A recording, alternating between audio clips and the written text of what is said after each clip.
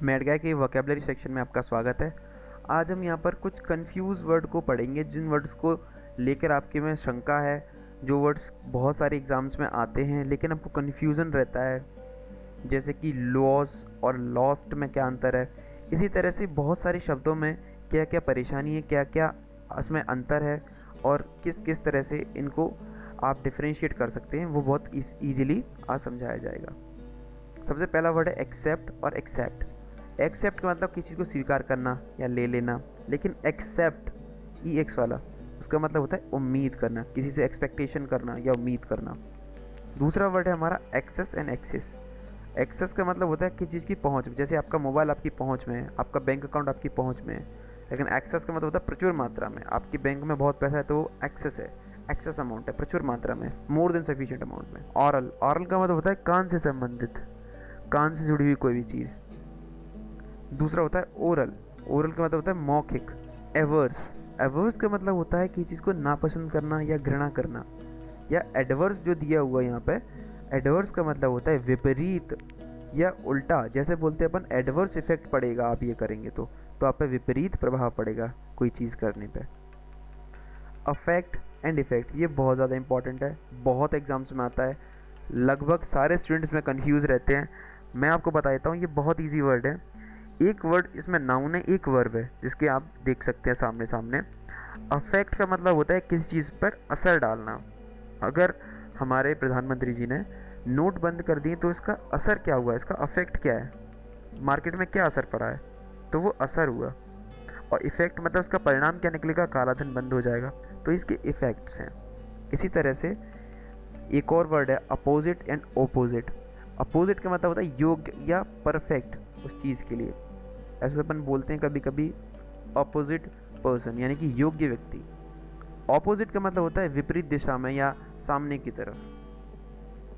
Bot और brought, bot by का second या थर्ड फॉर्म है। बाई मतलब होता है खरीदना, तो बॉट माने भी खरीदना हो गया। ब्रॉट हुआ ब्रिंग का थर्ड और सेकंड फॉर्म। ये ब्रिंग आपने वर्ड सुना होगा, ब्रिंग माने होता है लाना, तो ये उनका सेकंड एंड थर्ड फॉर्म है। तो ये इन दोनों में अंतर है। कैच, कैच आपने सुना होगा, कैच मतलब होता है कोई मूविंग चीज़ को पकड़ना, जैसे कि हवा में गेंद जा रही है, आपने उसे पकड़ लिया तो आपने कैच कर लिया। होल्ड मतलब किसी रुकी हुई चीज़ को पकड़ना, आपका पर्स आपने पकड़ लिया तो वो रुकी हुई चीज़ को आपने पकड़ लिया, तो आपने होल्ड किया हुआ है, रखे हुआ है उसको अपने पास। क्रेडिबल विश्वसनीय, क्रेडिटेबल सम्माननीय। क्रेडिबल मतलब जिस पर विश्वास किया जा सकता है, विश्वसनीय ऑनेस्ट पर्सन। क्रेडिटेबल मतलब किसी चीज़ का क्रेडिट किसे दिया जाए, वो होता है क्रेडिटेबल। इसी तरह सेंश्योर, ये वर्ड काफ़ी ज़्यादा आता है। सेंश्योर, सेंश्योर का मतलब होता है किसी चीज़ की निंदा करना, आलोचना करना। क्रिटिक्स इस वर्ड का यूज़ बहुत करते हैं। सेंसर का मतलब होता है किसी चीज़ पर प्रतिबंध लगा देना, बैन कर देना। कैनवास मतलब होता है घूम घूम के वोट मांगना। और कैनवास का मतलब होता है पेंटिंग वाला जो कपड़ा होता है, मोटा सा कपड़ा होता है जिस पे पेंटिंग करते हैं। इसमें एक एस का अंतर है, इसमें 2 एस आ रहे हैं, इसमें एक एस आ रहा है, और कोई अंतर नहीं इन दोनों वर्ड्स में। बिसाइड, ये प्रीपोजिशन में आया था वर्ड, मैंने आपको बताया था। बिसाइड का मतलब होता है आपके पास में या बगल में। बिसाइड्स का मतलब होता है इसके अलावा। इसके अलावा क्या हो सकता है, जैसे कि I have mobile phone besides computer, तो मेरे पास मोबाइल फ़ोन के अलावा कंप्यूटर भी है। कस्टम माने रिवाज, रीति रिवाज जो समाज द्वारा बनाए गए हैं। हैबिट मतलब आपकी आदत जो आपने बनाई है, जो आप डेली करते हैं, वो होता है habit. Desert and dessert, desert का मतलब होता है रेगिस्तान, ये आपको पता होगा, लेकिन जिसमें डबल एस आता है डेजर्ट, ये मीठा व्यंजन जो अपन खाने के बाद खाते हैं, एंड में खाना खत्म होने के बाद अपन मीठा कुछ खाते हैं, उसे अपन बोलते हैं डेजर्ट। डिसइंटरेस्टेड, अनइंटरेस्टेड, ये काफ़ी अच्छा वर्ड है, बहुत बार एग्जाम्स में आता है, लोग कंफ्यूज रहते हैं। आपको समझा दूँ, जहाँ डिस लगा हुआ है, डिस इंटरेस्टेड के आगे लगा हुआ है, उसका मतलब है निष्पक्ष, मतलब वो किसी का पक्ष नहीं लेता, बिल्कुल सही है, जुडिशियस पर्सन है। अनइंटरेस्टेड का मतलब होता है दिलचस्पी ना होना। इंटरेस्टेड माने दिलचस्पी होना, अनइंटरेस्टेड माने दिलचस्पी ना होना। इमिग्रेंट, एमिग्रेंट, बहुत ज़्यादा इंपॉर्टेंट वर्ड, बहुत ज़्यादा इंपॉर्टेंट वर्ड। इमिग्रेंट का मतलब होता है प्रवासी, एमिग्रेंट का मतलब होता है अप्रवासी। अब सीधे सीधे आपको ट्रिक बताता हूँ याद करने के लिए, जिसमें आई लगा है। इमिग्रेंट, इसका मतलब होगा आई माने इन, यानी कि कोई आपकी कंट्री के अंदर आ रहा है, तो वो इमिग्रेंट हुआ। तो दूसरा अपने आप याद हो जाएगा, ई, तो यहाँ पर लीव का ई आ रहा है, लीव कर रहा है कोई आपकी कंट्री से तो प्रवासी हो गया। ऐसे ही फ्लोर एंड ग्राउंड, फ्लोर का मतलब होता है फर्श, first floor, second floor, third floor.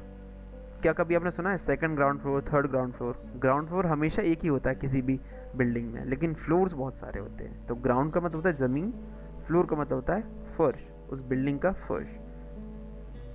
Horde, horde, horde का मतलब होता है इकट्ठा करना, स्टोर कर लेना किसी चीज़ को, जबकि होर्ड का मतलब होता है समूह, बहुत बड़ा समूह, लोगों का दल। इन्वेंट और डिस्कवरी, इन दोनों वर्ड्स में बहुत कन्फ्यूजन लग रहा है लोगों को। इन्वेंट क्या होता है, डिस्कवरी क्या होता है, कभी एक्सचेंज कर देते हैं। आपको समझा दूँ, इन्वेंट आविष्कार, आविष्कार का मतलब क्या हुआ, मेक न्यू थिंग्स, कोई ऐसी चीज़ आपने बना दी जो आज से पहले थी ही नहीं। जैसे कि Graham Bell invented telephone, telephone बनाया। टेलीफोन उस समय से पहले था ही नहीं, कभी कभी नहीं था मानव विकास में, लेकिन उन्होंने बना दिया तो वो आविष्कार कहलाया। डिस्कवरी, जैसे कि न्यूटन के सिर पर सेब गिरा, उन्होंने ग्रेविटी की थ्योरी दे दी, तो उन्होंने ग्रेविटी को खोजा। क्या ग्रेविटी उससे पहले नहीं थी? क्या सेब उससे पहले ऊपर जाते थे? नहीं जाते थे ना, सेब हमेशा ही नीचे गिरता था। लेकिन इस चीज़ को किसी ने सोचा नहीं, उन्होंने सोचा, उसका डिस्कवरी की और बताया कि ग्रेविटी का लॉ है ये। तो ये चीज़ उन्होंने खोजी है। डिस्कवरी करना मतलब पहले से कोई चीज़ है लेकिन उसको आपने बता दिया है। जैसे ऑक्सीजन है, हमेशा से है लेकिन उसे बाद में बता दिया गया। जेलस, एनवी, इंपॉर्टेंट वर्ड है। जेलस का मतलब होता है अपनी चीज़ के लिए किसी को जेलसी होती है, जैसे कि किसी चीज़ से ईर्ष्या, जो अपनी चीज़ हो। अगर आपके पास अच्छा फ़ोन है, कोई और उसके लिए कुछ इच्छा रखता है तो आपको जेलसी हो जाए। और एनवी इसका थोड़ा सा अपोजिट रहता है, किसी और की वस्तु देख के आपको ईर्ष्या होने लगे। किसी और का महंगा फ़ोन है, आपके पास सस्ता वाला फ़ोन है, तो आप बोलें कि यार मेरे पास भी ऐसा होना चाहिए, या इसके पास ऐसा क्यों है, तो वो एनवी है, वो दूसरे की वस्तु को देख के। जेलसी अपनी वस्तु को देख कर है। अब यहाँ पर 3 वर्ड्स आए, लूज, लॉस, लॉज। लूज़ का मतलब होता है ढीला करना, जैसे कि आपको पैंट लूज़ करते हैं तो वो ढीला करते हैं। लॉस यानी कि घाटे में चले जाना, आपको कोई चीज़ 100 रुपये में ख़रीदी और 200 में बेच दी तो आपका फ़ायदा है, लेकिन 100 में ख़रीदी 80 में बेच दी तो घाटा है, तो वो वाला घाटा। लॉस यानी कि हार जाना। इंडिया ने 3 रन बना दिए ज़्यादा ऑस्ट्रेलिया से, तो वो ऑस्ट्रेलिया को हरा दिया, तो Australia lose by 3 runs. Negligent, negligible.